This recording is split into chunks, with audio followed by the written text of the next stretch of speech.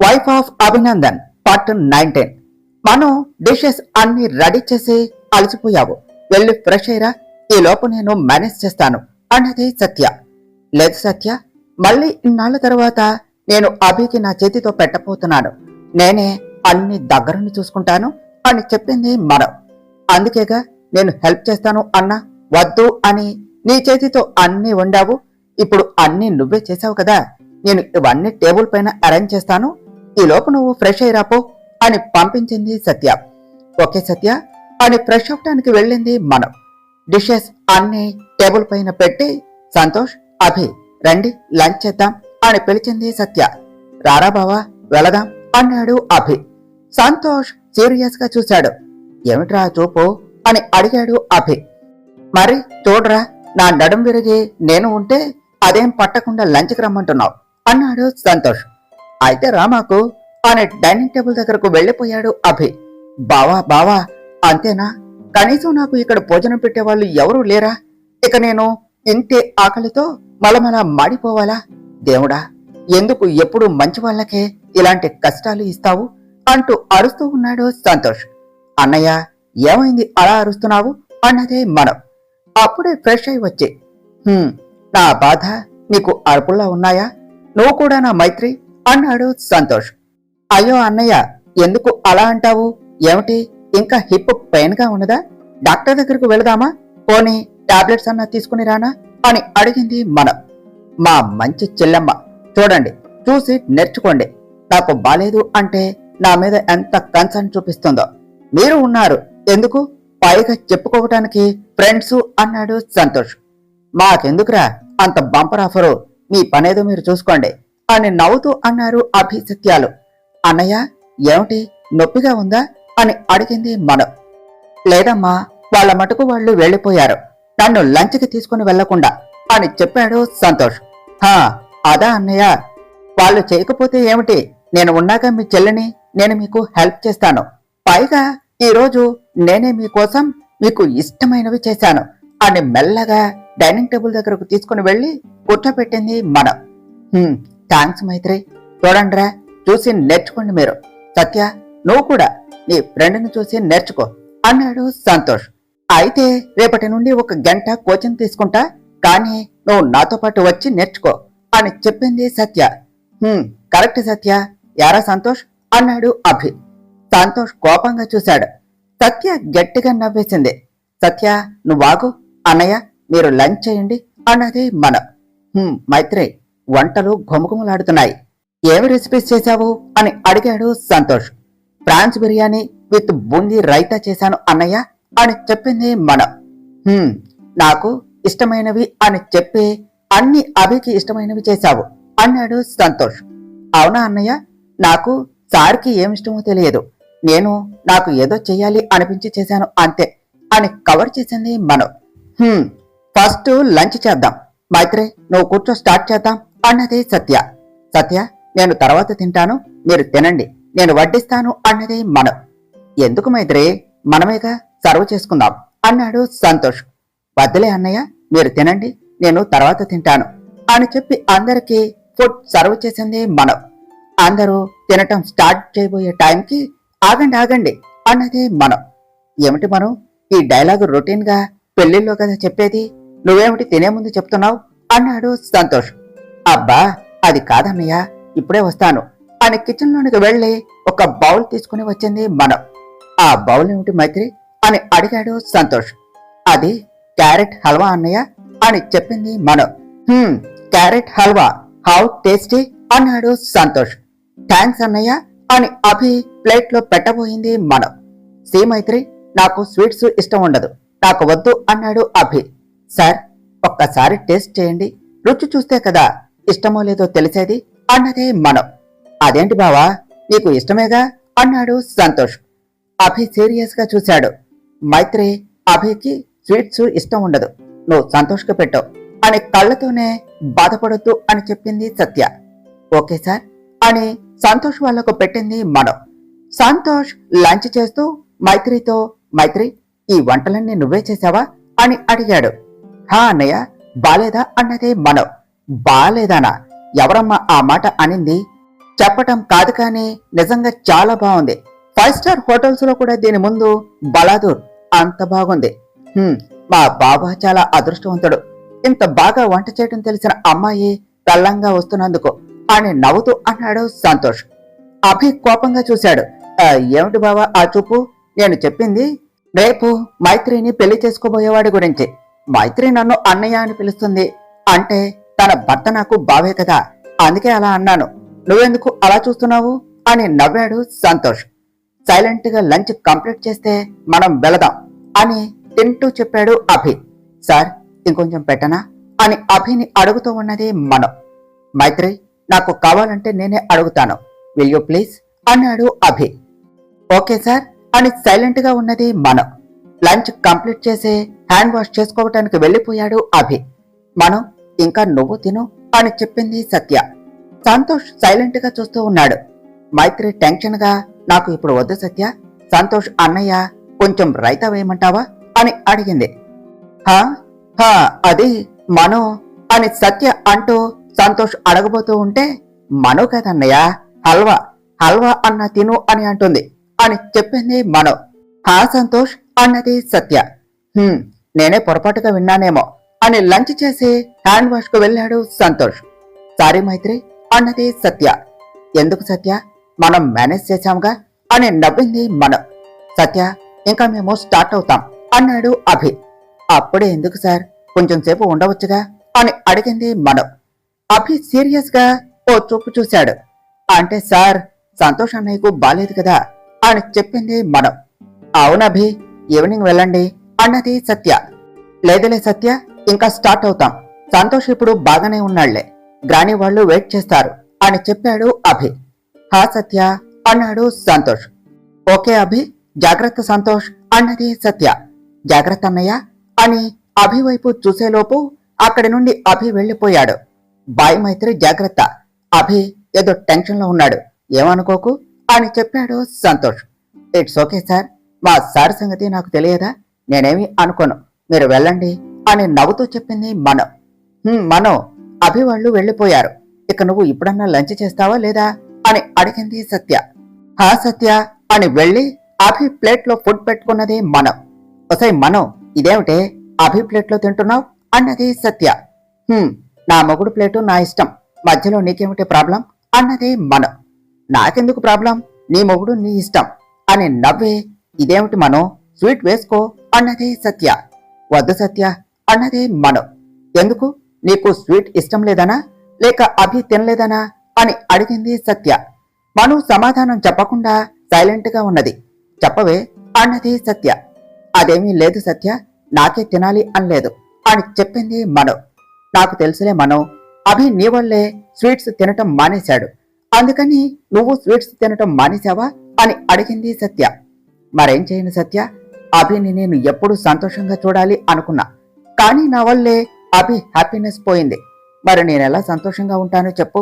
మళ్ళీ అభి సంతోషంగా స్వీట్ తినే వరకు నేను తినను, తన సంతోషమే నా సంతోషం సత్య అని లంచ్ చేసింది మనం. ప్రీతి టిఫిన్ చేసి కారులో డైరెక్ట్ గా లీసా దగ్గరకు వెళ్ళింది. లీసా బెడ్ పైన ఇంకా నిద్రపోతూ ఉన్నది. ఇదేమిటి, దీనికి ఇంకా తాగింది దిగలేదా అని వెళ్లి మగ్లో వాటర్ తీసుకుని తన పైన పోసింది ప్రీతి. వర్షం వర్షం అని బెడ్ పై నుండి దిగింది లీసా. ఒసై నేనేనే, ఇంకా మత్తు దిగలేదా అని అడిగింది ప్రీతి. ప్రీతి నువ్వా, ఏమిటి ఇంత పొద్దున్నే వచ్చావు బేబీ అన్నది లీసా. టైం చూడు, ఆఫ్టర్నూన్ అయ్యింది, నీకు ఇంకా నిద్ర చాలేదా? నీ వల్ల నేను ఆ పార్టీలో అవమానపడ్డాను, ఆ బ్లడీ ఇడియాట్ నన్ను కొట్టింది అని చెప్పింది ప్రీతి. ఏం మాట్లాడుతున్నావే, నాకేమీ అర్థం కావటం లేదు అన్నది లీసా. నీకేమీ గుర్తులేదా నిన్న పార్టీలో ఏం చేశావో అని అడిగింది ప్రీతి. నువ్వు మీ బావను పిలవమన్నావు, నేను వెళ్ళాను, తరువాత నాకేమీ తెలియదు, నేను ఇక్కడికి ఎలా వచ్చాను అని అడిగింది లీసా.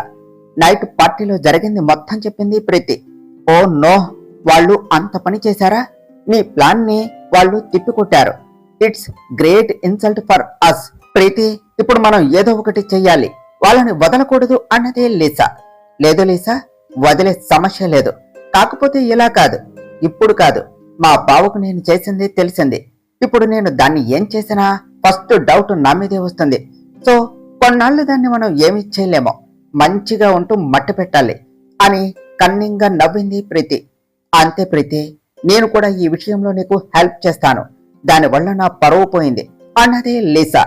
మనం నీకు ఒక విషయం చెప్పాలి అన్నది సత్య. హా చెప్పు సత్య, దానికి నా పర్మిషన్ ఎందుకు అన్నది మనం. కారులో సంతోష్ సత్య మధ్య జరిగిన కన్వర్సేషన్ మొత్తం చెప్పి, అది మనం సంతోష్ నిన్ను అభిని కలపాలి అని అనుకుంటున్నాడు, నీ మనసులో ఏముందో ముందు తెలుసుకోమన్నాడు, నీకు ఇష్టమైతే తను నీతో మాట్లాడి మిమ్మల్ని కలపాలి అని చూస్తున్నాడు అని చెప్పింది సత్య. నువ్వేం చెప్పావు అన్నది మనం. నీకు తెలియదా, ఈ విషయాలేవి చెప్పకుండా చూస్తాను అన్నాను, తనకి ఇష్టమైతే మనకేం ప్రాబ్లం అని చెప్పాను అన్నది సత్య.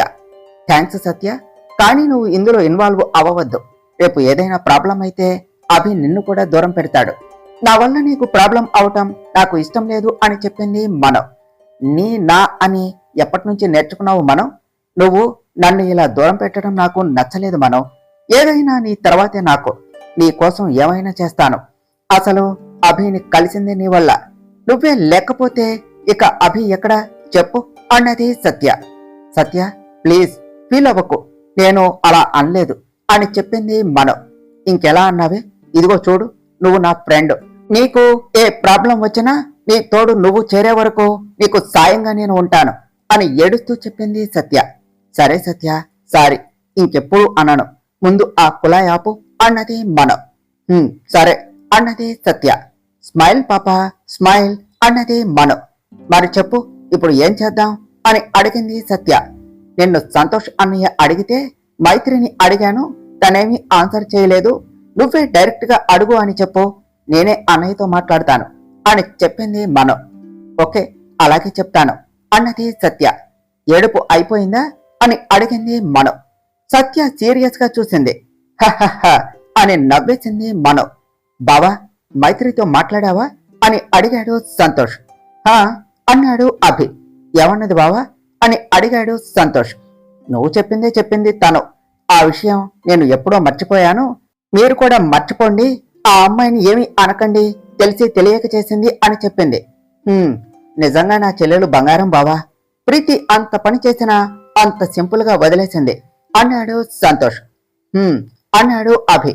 బావా మైత్రి చాలా మంచిది కదా అన్నాడు సంతోష్. దాని గురించి నాకేం తెలుసు అని సీరియస్ గా డ్రైవ్ చేస్తూ అన్నాడు అభి. ఇప్పుడేమైంది బావా అంత సీరియస్ గా ఉన్నావు? సర్లే కాని ఈరోజు డిషెస్ అన్నీ సింప్లీ సూపర్బు కదా, నేనైతే వదలకుండా తినేశా, మా చెల్లిని ఎవరు చేసుకుంటారో కానీ వాళ్ళ పంట పండినట్టే బావా అని అభి వైపు చూశాడు సంతోష్. అభి సడన్ గా కారాపాడు. బావా ఏమైంది, నేనేమన్నాను, ఎందుకు కారాపావు అని అడిగాడు సంతోష్. నీ చెల్లెలు పురాణం కట్టిపెట్టే ఒకసారి చుట్టుపక్కల చూడు, అప్పుడు తెలుస్తుంది నేను ఎందుకు ఆపాను అన్నాడు అభి.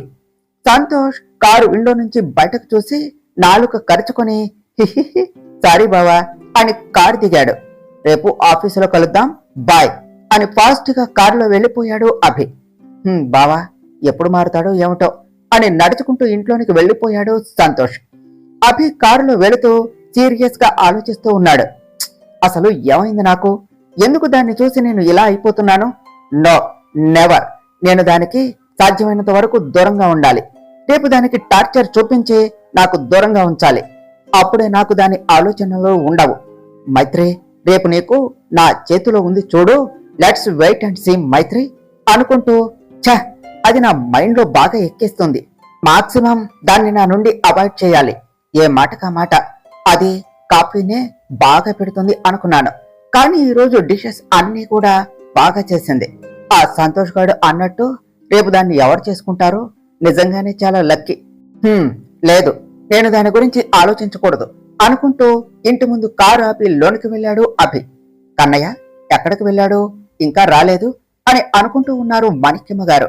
గ్రాని అని మాణిక్యమ్మ గారి దగ్గరకు వెళ్లి ఆవిడ పక్కన కూర్చున్నాడు అభి. కన్నయ్య ఇంతసేపు ఎక్కడికి వెళ్ళావు అని అడిగారు మాణిక్యమ్మ గారు. అది వేరే వర్క్ ఉండి వెళ్ళాను గ్రాని అని చెప్పాడు అభి. సరే కన్నయ్య లంచ్ చేతువు రా అని పిలిచారు మాణిక్యమ్మ గారు.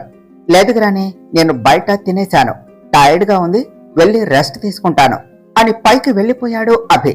రే వెంకట్ ఆ అభిగాడు ఊటీ వెళ్ళేది ఎప్పుడురా అని అడిగాడు జెపి. సార్ మేబీ ఇంకో 3 days లో స్టార్ట్ అవుతారు సార్ అని చెప్పాడు వెంకట్. వెళ్తారు కానీ మీటింగ్ అటెండ్ కారు, దాంతో ఆ డీల్ క్యాన్సిల్ అవుతుంది, నెక్స్ట్ ఆ ప్రాజెక్టు మనకి వస్తుంది అన్నాడు జెపి. సార్ మీరు ఆ ప్రాజెక్ట్ కంటే ముందు ఏదో చేస్తా అన్నారు అని అడిగాడు వెంకట్. ఆల్రెడీ స్టార్ట్ చేశా, దాని రిజల్ట్ త్వరలోనే చూస్తారు అని చెప్పాడు జెపి. ఏం చేశారు సార్ అని అడిగాడు వెంకట్. స్లో పాయిజన్, స్లోగా ఎక్కినా దాని ఎఫెక్ట్ మాత్రం హారిబుల్ గా ఉంటుంది. తొందర ఎందుకు, త్వరలోనే చూద్దావు. ముందు వాళ్ళ ఎవ్రీ మూవ్మెంట్ తెలుసుకునేలా మనం మనుషుల్ని పెట్టావు. ఇంకా ఆ అభి వాళ్ళు ఊటీ వెళ్ళాక అని జెపి మనుషులు అక్కడ ఏం చేయబోయేది మొత్తం వెంకటకు చెప్పాడు జెపి. ఓకే సార్ మీరు చెప్పినట్టే చేస్తాను అని వెళ్లి జెపి చెప్పిన పనిలో పడ్డాడు వెంకట్. ఉదయం 9 గంటలకు మనం అభి షెడ్యూల్ అరేంజ్ చేసి ఈ రోజు ప్రెజెంటేషన్ కి ఫైల్ ప్రిపేర్ చేస్తూ ఉన్నది. అభి సీరియస్ గా ఆఫీసులోనికి ఎంటర్ అయ్యి ఫాస్ట్ గా నడుచుకుంటూ తన క్యాబిన్ వైపు వెళ్తూ ఉన్నాడు. ఆడవాళ్ళు అపురూపంగా అభిని చూస్తూ ఉంటే అబ్బాయిలు జలసీతో కొళ్ళుకొని చూస్తూ ఉన్నారు. వాళ్ళు ఎవరిని పట్టించుకోకుండా డైరెక్ట్ గా క్యాబిన్ లోనికి వెళ్లి మనుకి కాల్ చేసి రమ్మన్నాడు. అభి కాల్ అటెండ్ చేసి ఫాస్ట్ గా అభి క్యాబిన్ కు వెళ్లి సార్ కెన్ ఐ అని అడిగింది మను. గెట్ ఇన్ అన్నాడు అభి. సార్ రమ్మన్నారు అని అడిగింది మను. ఈరోజు నా షెడ్యూల్ ఏమిటి? అలానే ఈరోజు ప్రాజెక్ట్ ఒకటి ఫైనల్ ప్రెజెంటేషన్ ఉన్నది, అరేంజ్ చేశావా అన్నాడు అభి. సార్ షెడ్యూల్ అరేంజ్ చేశాను సార్, బట్ ప్రెజెంటేషన్ ఇంకా కంప్లీట్ కాలేదు సార్, ఓ 2 hours లో అయిపోతుంది సార్ అని చెప్పింది మను. అభి సీరియస్ గా what do you have any sense? Afternoon presentation ఉంది, మరి ఇప్పటి వరకు కంప్లీట్ కాకపోవటం ఏమిటి? మీరంతా ఏం చేస్తున్నారు? ఇంకో 10 minutes లో మన స్టాఫ్ మొత్తం కాన్ఫరెన్స్ హాల్లో అసెంబ్లీ కావాలి, go and get it fast అన్నాడు. ఓకే సార్ అని వెళ్లి స్టాఫ్ మొత్తాన్ని అసెంబుల్ చేసింది మను. ఈ రోజు సారీ ఏమో సీరియస్ గా ఉన్నారు, ఇంత అర్జెంట్ గా మీటింగ్ ఏమిటి అనుకున్నారు స్టాఫ్. మైత్రి ఏమైంది అని అడిగింది సత్య. సత్య అని విషయం మొత్తం చెప్పింది మను. మైత్రి ఈరోజు అభి బాగా సీరియస్ గా ఉన్నాడు, ఏమన్నా అంటాడేమో, జాగ్రత్త అని చెప్పింది సత్య. ఇంతలో అభి ఎంటర్ అయ్యాడు. స్టాఫ్ అంతా పైకి లేచి విష్ చేశారు. Hi everyone, please be seated. Morning tiffin చేశారా అని అడిగాడు అభి. తల నిలువుగా ఊపారు స్టాఫ్. ఓకే, ఆఫ్టర్నూన్ కి లంచ్ ఇంకా స్నాక్స్ తెచ్చుకున్నారా అని అడిగాడు అభి. సార్ అన్నారు స్టాఫ్. మంచిది, ఇంకేమిటి సంగతులు, అంతా బానే ఉన్నారా అని అడిగాడు అభి. సునామీ ముందు వచ్చే ప్రశాంతతలాగా ఉంది ఆ హాల్ మొత్తం అని అనుకున్నారు స్టాఫ్. అరే ఏమైంది, ఎందుకంత నర్వస్ ఫీల్ అవుతున్నారు? ఫీల్ ఫ్రీ అన్నాడు అభి కొంచెం రిలాక్స్ గా. సార్ అది అంటూ ఉండగానే అభి కోపంగా లేచి నిలబడి speak out all of you అని అరిచాడు. స్టాఫ్ అంతా నిలువెల్లా వణికిపోతున్నారు. అభి కళ్ళు ఎర్రగా ప్రళయకాల రుద్రుడిలా ఉన్నాయి. ఈరోజు ఆఫ్టర్నూన్ ప్రాజెక్ట్ ప్రెజెంటేషన్ ఉన్నది, మీకు డెడ్ లైన్ 2 days ముందే కంప్లీట్ చేయాలి, బట్ టిల్ నౌ మీరు ఇంకా కంప్లీట్ చేయలేదు. ఇప్పుడు ఏం చేయాలి? మీకు వేలకు వేలు శాలరీస్ ఇచ్చేది ఎందుకు? ఇలా చేయటానికేనా? మిస్ మైత్రి మీరు ఉన్నది ఎందుకు? ప్రాజెక్ట్ ఇంకా కంప్లీట్ అవ్వకపోతే ఇప్పుడు ఏం చేయాలి అని అడిగాడు Abhi. Sir sorry for that, but మేము ఆల్రెడీ రెడీ చేస్తున్నాము సార్, ఇంకో 2 hours లో కంప్లీట్ అయిపోతుంది, ఆఫ్టర్నూన్ కి ప్రెజెంటేషన్ ఇవ్వవచ్చు సార్ అని చెప్పింది మనం. నేను ప్రెజెంటేషన్ ఎప్పుడు ఇవ్వాలో కూడా మీరు డిసైడ్ చేస్తారా? నేను అడుగుతున్నది ఇప్పుడు అయ్యిందా లేదా అని కాదు, ఇన్ టైంలో ఎందుకు చేయలేదు అని అన్నాడు అభి. సార్ అది అని మను చెప్పబోతూ ఉంటే ఏమిటది? సరే పోనీ ఇప్పుడు నేనేం చెయ్యాలి అన్నాడు అభి. సార్ ఇన్ టైంలోనే కంప్లీట్ అయింది sir, but last 2 days of కాబట్టి మన స్టాఫ్ ఇప్పుడే ఫైనల్ కోడ్ ఇచ్చారు సార్ అని చెప్పింది మనం. అంటే మీకు ఆఫ్ ఇవ్వటం వల్ల వర్క్ డిలే అయ్యింది, సో మిస్టేక్ మాదే అంటారా అన్నాడు అభి. నేను అలా అనలేదు సార్ అన్నది మనం. ఇంకేమన్నారు మిస్ మైత్రి?